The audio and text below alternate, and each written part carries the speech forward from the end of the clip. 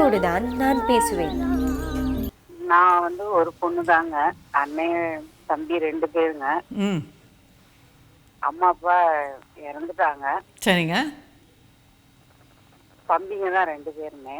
ம் நம்மகிட்ட வந்து இப்ப வந்து என்கிட்ட அவங்களுக்குள்ளார வந்து எல்லாம் எடுத்துக்கிட்டு நீ என்ன பெரிய ஆளா உனக்கு என்ன அப்படிங்கிற மாதிரி ஒரு இதா பேசுறாங்க. எதுவுமே இது பண்ணிக்க மாட்டேங்கிறாங்க. ம் எல்லாருக்கும் கல்யாணம் ஆயிடுச்சா உங்களுக்கெல்லாம்? ஆயிடுச்சுங்க. எனக்கு அம்மா அப்பா இருந்தப்பவே ஆயிடுச்சு. ம் தம்பிக்கு அம்மா இருந்தாங்க. சின்ன தம்பிக்கு அம்மாவும் இல்லை, அப்ப இறந்துட்டாங்க. நீங்கள் தான் பார்த்து வச்சு கல்யாணம் பண்ணீங்களா? ஆமாங்க. எவ்வளோ ஏஜ் டிஃப்ரென்ஸ் உங்களுக்கும் கடைசி தம்பிக்கும்? 3 பேத்துக்குமே ஒவ்வொரு வயசு தாங்க வித்தியாசம். ஒரு வயசு தான் வித்தியாசம். ம் இப்போ நல்லா பேசி பழகி நல்லா இருந்தாங்கங்க. ம் இப்போ அவங்கவுங்க குடும்பம்னு போயிட்டாங்க. அவ்வளோதான் இல்லையா? ஆமாங்க. இருக்கு, பொருள் நிறைய இருக்கு. அவங்களுக்கு கொடுக்கறதுக்கு மனசு வரல. அம்மா பேர்ல உள்ளது நான் கேட்கறதுனால என்கிட்ட ரொம்ப வருத்தமா எடுத்தெறிஞ்சு பேசுறாங்க. அம்மா பேரில் இருக்கிறதுனாக்கா அது உங்கள் சொத்தா? வீடு வாசல் அந்த மாதிரியா? ஆமாங்க. அப்போ அது நீங்கள் எதுவுமே பேசவே வேண்டாம். அந்த வீடை விற்கும்பொழுது உங்கள் கையெழுத்து இல்லாமல் அவங்க விற்க முடியாது. அம்மா பேரில் தானே இருக்கு. அம்மா பேர்ல தாங்க இருக்கு. நம்ம வலுக்கட்டாயமா கூட அதை கேட்கலங்க. இல்லை நீங்கள் இப்போ எதுக்கு பிரச்சனையை கலப்புறீங்க? இப்போ அந்த வீடெல்லாம் வந்து விற்கணும்னு இப்போ அவங்க வாடகை வாங்கி அவங்க அனுபவிச்சுட்டு இருக்காங்களா? இல்ல, இடம் வந்து ஓடு விலையா தான் இருக்கு. எந்த வாடகைலாம் அதுல இருந்து இல்ல. அது பாட்டுக்கு இருக்கு அந்த இடம். அந்த இடம் விற்கணுங்கிற போது தானே. அப்போ விற்கணுங்கிற போது நீங்கள் 3 பேரும் கையெழுத்து போட்டால் தான் அந்த வீடு அந்த இடத்த விற்க முடியும். அப்போ உங்களுக்கு தர வேண்டிய காசு பூர்வீகம் இருக்குங்க. இருக்கிற வீடு இருக்குது. ம் அந்த வீட்டில் யார் இருக்கா? பூர்வீகத்துல அந்த வீட்டுல சின்னவங்களுக்குன்னு சொல்லி பெரிய தம்பி பிரிச்சு விட்டாங்க. அந்த பூர்வீக வீடு யார் பேரில் இருக்கு?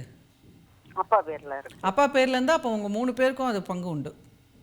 பங்கு ஒண்ணுங்க. நான் பங்குங்கிற மாதிரி பேசல. அவங்க பார்த்து கொடுக்கறத வாங்கிக்கலாங்கிற மாதிரி மனசுல வச்சுக்கிட்டு இருந்தோம். கல்யாணம் முடியட்டும். அப்படிலாம் அவங்க பார்த்து கொடுக்குற மாதிரிலாம் இந்த காலத்துலலாம் யாரும் பார்த்தெல்லாம் கொடுக்க மாட்டாங்கம்மா. எல்லாருமே செல்ஃபிஷ் தான். எல்லாருமே சாதாரணமா பேசியிருந்தா பாசமா 2 வார்த்தை பேசியிருந்தா செஞ்சிருக்கலாங்க. அவங்க என்ன நீ என்ன ஆளா? இல்ல நீங்க எதுக்கு விட்டு கொடுக்கணும்? இல்ல ஈவன் அதர்வைஸ் நீங்க எதுக்கு விட்டு கொடுக்கணும்? நீங்க விட்டு கொடுக்கறது வந்து உங்க பிள்ளைகளுக்கு பண்ற துரோகம். உங்களுக்கு பிள்ளைங்க இருக்கா? 2 பையன் இருக்கா. அப்போ உங்க அந்த 2 பசங்களுக்கு தாத்தா பாட்டி சொத்து வர வேணாமா? நீங்க எதுக்கு உங்க தம்பிகளுக்கு விட்டு கொடுக்கணும்? நல்லா பேசினாலும் சரி, நல்லா பேசலனாலும் சரி, அது வேற விஷயம். நல்லா பேசுறது, நல்லா பேசாமல் இருக்கிறது, அதெல்லாம் உறவு. அதெல்லாம் அவங்களுக்கும் ஆசை இருக்கணும், உங்களுக்கும் ஆசை இருக்கணும். அது வேற விஷயம். தாயும் பிள்ளையும் ஆனாலும் வாயும் வயிறும் வேற தான். அவங்கவுங்க சொத்து அவங்கவுங்களுக்கு இருக்கணும். எவ்வளோதான் பணக்காரங்களாக இருந்தால் கூட அம்மா வீட்டு சொத்துங்கிறது அது ஒரு ஞாபகம். அதுக்கப்புறம் தனக்கு கொடுக்க வேண்டியது கொடுத்ததுக்கப்புறம் நாமளா இஷ்டப்பட்டு யாருக்காவது கொடுக்கறதுங்கிறது வேற விஷயம். அதுதான் நடைமுறை.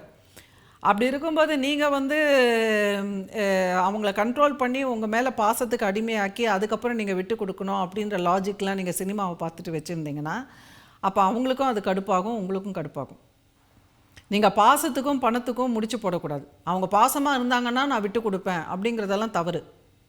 பேசுறது கூட இல்லைங்க. போவாங்க வருவாங்க. எங்கள் வீட்டு வாசப்படியே கிராஸ் பண்ணிட்டாங்க. போவாங்க வருவாங்க. கடை பிஸ்னஸ் பண்ணுற இடம்லாம் இருக்குது.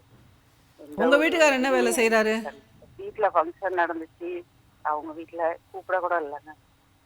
நீங்களும் அப்படியே இருங்க. இப்போ உங்களுக்கு 2 ஆம்பளை பசங்க இருக்காங்க, உங்கள் வீட்டுக்காரர் இருக்காரு. உங்களுக்கு என்ன குறைஞ்சு போயிடுச்சு? இப்போ அவங்களுக்கு உங்கள் உறவு இல்லைன்னா உங்களுக்கும் தான் அவங்க உறவு இல்லைன்னா அவங்களுக்கும் தான் உங்கள் உறவு இல்லை. உங்களுக்கும் உங்கள் கணவருக்கும் ஏதாவது மனஸ்தாபம் இருக்காமா? இல்லைங்க. உங்கள் கணவர் சைடில் உறவெல்லாம் உங்ககிட்ட ஒட்டி உறவாடி பழகுறாங்களா? உங்கள் கணவர் சைடு உறவெல்லாம் உங்கள் கூட பழகுறாங்களா? இங்க அதுக்கு மேல இங்க இந்த 4 பேர் அண்ணன் தம்பி. அதுதான் ப்ராப்ளம். உங்களுக்கு தலைமுறையா பிரிக்கலங்க. உங்களுக்கு அதுதான் ப்ராப்ளம். இப்போ வந்து அவங்க வீட்டிலலாம் அவங்க மனைவி சைடில் அவங்க நல்லா பழகி இருப்பாங்க இல்லையா, அவங்க தம்பியெல்லாம். ஆமாங்க. அதான் இப்போ அவங்களுக்கெல்லாம் புது உறவுகள் இருக்குது. அவங்களுக்கெல்லாம் உறவுகள்னு சொல்லிக்க யாரோ இருக்காங்க. அவங்க தனியாக போயிட்டாங்க. அவங்க வாழ்க்கை நல்லா இருக்குது. இப்போ உங்களுக்கு வந்து யாருமே உறவுகள் இல்லை. உங்கள் சைட்லேயும் யாரும் பாசமாக இல்லை, உங்கள் ஹஸ்பண்ட் சைடும் யாரும் பாசமாக இல்லை. ஸோ அதுதான் உங்களுக்கு மன வருத்தம். மன வருத்தம் நிறைய வந்து ஸ்ட்ரெஸ் ஆகி பிக்ஸ் அளவுக்கு வந்து ரொம்ப முடியாமலாம் போய் மனக்கும் வந்துருச்சு. அந்த அளவுக்குலாம் வருத்தப்படுற அளவுக்கு இது ஒர்த்து கிடையாது. ஏன்னா இன்னைக்கு வந்து வீட்டுக்கு வீடு இப்படி தான் இருக்கு. வீட்டுக்கு வீடு வந்து யாரும் இன்னைக்கு வந்து ஒட்டி உறவாட மாட்டேங்கிறாங்க. அண்ணன் தம்பினா வெட்டிட்டு சாகுறாங்க. நிறைய பேர் அப்படி தான் இருக்காங்க. இன்னைக்கு என்னவோ தெரியல. நம்ம அந்த அண்ணன் தம்பி சண்டை வந்து நம்ம அந்த மகாபாரத காலத்துலேருந்து முடியாது போல இருக்கு நம்ம நாட்டில். வீட்டுக்கு வீடு இப்படி தான் என்ன இருக்கு. சொல்றாங்க, அந்த சொத்து பெரிய சொத்துன்னு ஒரு விஷயம் இருக்கிறதுனால தான் இருக்கக்கூடாதுங்கிறாங்க. இல்லை நம்மளோட கலாச்சாரத்தில் போலாம்ல. இல்லை நம்மளோட கலாச்சாரத்தில் நம்ம கற்றுக்க வேண்டியது என்னன்னா, அந்த பாரத போர்லேருந்தே கற்றுக்க வேண்டியது என்னன்னா, இந்த சொத்து ராஜ்யம் பணம் மண் பொன் பெண் இந்த மாதிரி விஷயத்துக்கெல்லாம் வந்து அண்ணன் தம்பிக்குள்ளே சண்டை வருது.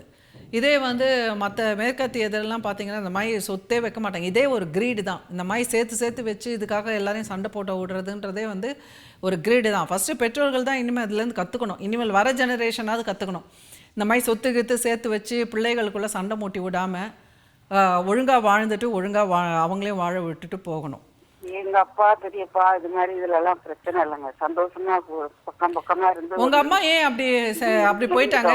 உங்க அம்மா வந்து எல்லாத்தையும் கரெக்டா எழுதி வச்சுட்டு எல்லாருக்கும் பிரிச்சு கொடுத்துட்டு போயிருந்தாங்கன்னா இன்னைக்கு உங்களுக்குள்ள சண்டையே கிடையாதுல்ல. உங்க அம்மா எதுக்கு அப்படி விட்டுட்டு போயிட்டாங்க? 3 பேரும் அடிச்சுட்டு போங்கன்ட்டு தானே விட்டுட்டு போயிட்டாங்க. உங்க அம்மா இருக்கும்போது தெரியும் தானே. இப்போ இவ்வளோ சண்டை வருதுன்னா தம்பிக்கும் உங்களுக்கும் ஒத்து போகலைங்கிறதெல்லாம் உங்க அம்மாவுக்கு தெரிஞ்சுதான் இருக்கும். அப்போ அவங்க அதை சரியா செட்டில் பண்ணிட்டு போயிருக்க வேண்டியது தானே. சின்ன சின்ன இது வந்துச்சுங்க. அதான் சொல்றேன், பெரியவங்க இன்னைக்கு வந்து பொறுப்பு இல்லாமல் இருக்காங்க நம்ம நாட்டில். ஒரு சொத்தை வச்சுக்கிட்டு அந்த சொத்தை வச்சுட்டு அடிச்சுட்டு சாவுங்கன்னு விட்டுட்டு போயிடுறாங்க. எனக்கு போன வாரம் ஒருத்தங்க கவுன்சிலிங்க்கு வந்தாங்க. பிரச்சனை பண்ணாத போலான்னு நினைச்சா இல்லை, நான் இதை எதுக்காக சொல்கிறேன்னா இதை நான் எதுக்காக பகிர்ந்துக்கிறேன்னா இன்னைக்கு வந்து பெற்றவர்கள் வந்து பொறுப்பு இல்லாமல் இந்த மாதிரி சொத்தை வச்சுக்கிட்டு அவங்களுக்கு இருக்கிற ஒரு காழ்ப்புணர்வு, தன்னை யாரும் கவனிக்கலை, தன்னை பிள்ளைங்க கவனிக்கலை அப்படிங்கிறதுல சரி அதுங்களும் அடிச்சுட்டு சாவட்டும். சில சமயத்தில் அக்கா தம்பி ஒத்துமையாக இருக்காங்க, நம்மளை கவனிக்கலை. சில வீட்டில் பார்த்துருக்கேன், பிள்ளைங்க நல்லா அவங்களுக்குள்ளே இருப்பாங்க, ஆனால் ஏதோ ஒரு காரணத்தில் பெற்றோர்களை கவனிக்க மாட்டாங்க. தனியாக அப்பாவை விட்டுருவாங்க, இல்லாட்டி தனியாக அம்மா விட்டுருவாங்க. அவங்களுக்குள்ளே ஏதோ ஒரு காரணம் இருக்கும் கவனிக்காமல் இருக்கிறதுக்கு. அப்போ அந்த மாதிரி நேரத்தில் கூட இவங்க வந்து குதர்க்கமாக யோசிச்சுட்டு சரி அவங்களும் சண்டை போட்டு சாவட்டும். ஏன்னா ஒருத்தர் சொன்னாங்க போன தடவை வரும்போது, ஒரு 2 பிள்ளைகளில் ஒருத்தருக்கு மட்டுமே எல்லாத்தையும் கொடுத்துட்ருக்காங்க, இன்னொருத்தருக்கு கொடுக்கவே இல்லை. அப்போ நான் கேட்டபோது அவங்க சொன்னாங்க, இல்லை எனக்கு எவ்வளோ 2 பேருமே நான் கவனிக்கிறது இல்லை, 2 பேரும் அடிச்சுட்டு சாவட்டும், நான் அப்படி தான் பண்ண போகிறேன் அப்படிங்கிறாங்க. ஸோ அதனால் நம்மளுக்கு தெரியாது இந்த சொத்தை வச்சுக்கிட்டு ஒரு சண்டை வருது அப்படிங்கிற பொழுது அப்போ அங்கே வந்து அந்த சொத்தை சம்பாதிச்சவங்களும் சரி கிடையாது. ஏன்னா நல்ல சம்பாதிச்ச சொத்து, உண்மையான சம்பாதிச்ச சொத்துன்னா அப்போ பிள்ளைகளுக்குள்ளே வந்து அதை நேர்மையாக பிரித்து கொடுக்கணுன்ற ஒரு பொறுப்பும் அந்த சொத்தை வாங்கினவங்களுக்கு இருக்கு. செஞ்சிருப்பாங்க. 2 பேருமே இருந்திருந்தாப்புல இறந்துட்டாங்க. அப்பா நல்லா இருக்கும்போதே ஹார்ட் அட்டாக்ல இறந்துட்டாங்க. சரி நீங்க இப்ப விடுங்க, இப்ப சொத்து பிரச்சனை கிடையாது. இப்ப உங்களை இருந்தாப்புல இறந்துட்டாங்க. சரிம்மா, இப்ப உங்களை பொறுத்த வரைக்கும் அந்த சொத்து வந்து உங்களுக்கு விற்கணுன்ற அன்னைக்கு நீங்க கையெழுத்து போடாம விற்க முடியாது. ஸோ அந்த நேரத்துக்கு அதை பார்த்துக்கலாம். உங்களை ஒன்றும் அவங்க அப்படி ஏமாத்திட முடியாது. நம்பர் 1.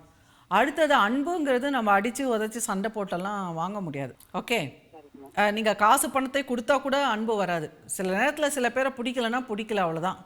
அதனால் என்ன, இப்போ அவங்களுக்கு உங்கள் தம்பிக்கும் உங்களை பிடிக்கல, அதனால் என்னங்க அதுக்காக செத்து போயிடணுமா என்ன? அவங்களுக்கு உங்களை பிடிக்கல, நீங்களும் சரி ஓகே என்ன பண்ண முடியும் அப்படின்னு சொல்லிட்டு உங்கள் பிள்ளைங்க மேலே ஃபோக்கஸ் பண்ணுங்கள், உங்கள் கணவர் மேலே ஃபோக்கஸ் பண்ணுங்கள். உங்கள் வாழ்க்கை தனி. அப்படி இவங்களையும் பிடிக்கலையா, உங்கள் கணவரையும் பிடிக்கல, உங்கள் பிள்ளைங்களையும் பிடிக்கலையா, உங்களையாவது உங்களுக்கு பிடிக்கணும். ஸோ உங்களை பிடிக்கணும். நீங்கள் உட்காந்து அமைதியாக உங்களோடையே உட்காந்து கண்டுபிடிக்கணும், ஏன் இப்படி எனக்கு உறவெல்லாம் கெட்டு போச்சு, எதனால் எனக்கு ஒரு உறவில் கூட எனக்கு அமைதி கிடைக்கல, எதனால் ஒரு உறவு கூட என்னை மதிக்க மாட்டேங்கிறாங்க, ஒரு உறவை கூட நான் சம்பாதிக்கலையே இந்த ஜென்மத்தில், என்ன பிரச்சனை எனக்கு அப்படின்னு நீங்கள் தனியாக உட்காந்து யோசிச்சு அது நீங்கள் ஒன்று ஒன்றா நீங்கள் கொடுக்க ஆரம்பிக்கும் பொழுது உங்களுக்கு உறவுகள் வந்தால் வரும், இல்லை வராட்டி கூட போயிடும் சில சமயத்தில். ஆனால் நீங்கள் உங்கள் வாழ்க்கையை நீங்கள் வாழணும், அவ்வளோதான். வேறு என்ன பண்ண முடியும்? ஆனால் ஏதோ ஒரு காரணம் இருக்குல்ல, எல்லா இடத்துலையும் பிரச்சனை இருக்குன்னா அப்போ ஏதோ ஒரு காரணம் இருக்குது இல்லையா? ஆமாம், அந்த வார்த்தைகள் தான் ரொம்ப வலி கொடுத்துருச்சு. தம்பிங்க சொன்ன வார்த்தைகள். இனிமேல் அவங்க கூட உனக்கு என்ன சம்பந்தம், உனக்கு ஏன் கொடுக்கணும், உன்னை மதிச்சு ஏன் பேசணும், இந்த அம்மா பேர்ல இருக்கிறதுனாலதான் உன்னை தேடி வந்து பேசுறோம், இல்லன்னா உனக்கிட்ட பேச வேண்டிய அவசியமே இல்லை அப்படிங்கிற மாதிரி எல்லாம் பேசிட்டாங்க.